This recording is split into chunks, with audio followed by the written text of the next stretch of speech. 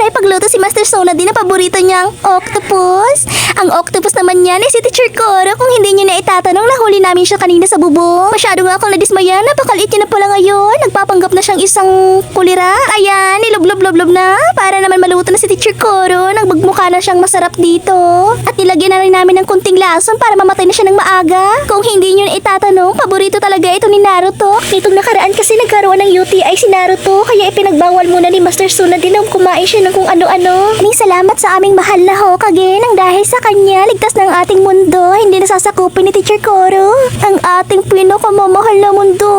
At ayan, hinalo-halo na para magmukhang masarap kahit hindi naman. Dahil dyan, tinawag na ako ng kasama ko. Pupunta daw kami ng kabilang bayan, sa bayan ng Kiri. At mangunguha daw kami doon ng mga paninda. Ang ibig kong sabihin ay maghahakot kami. At nandito naman ang aming pinakamamahal na anak. At hindi niyo maitatanong, anak siya ni Ima mula sa Encantadia. Napunta siya sa bayan ng Konoha. Lagi niya nga sinasabi sa amin na, gusto ko kumuha ng kung ano-ano, mama. Ang kapal na mukha niya, kaya hindi na namin kayang alagaan to. Pakiusap. Ay, charot. Okay, go.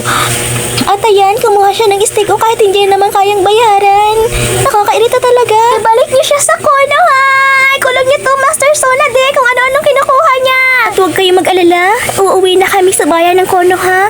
Kaya nga lang, ang aming maliit na munting imaw ay nakakita ng isang daanan papuntang Encantadia. Makikita mo talaga ang kanyang katakot-takot na kapangyarihan. Mahiwagang daanan mula sa Encantadia. Tinineng-teng-teng.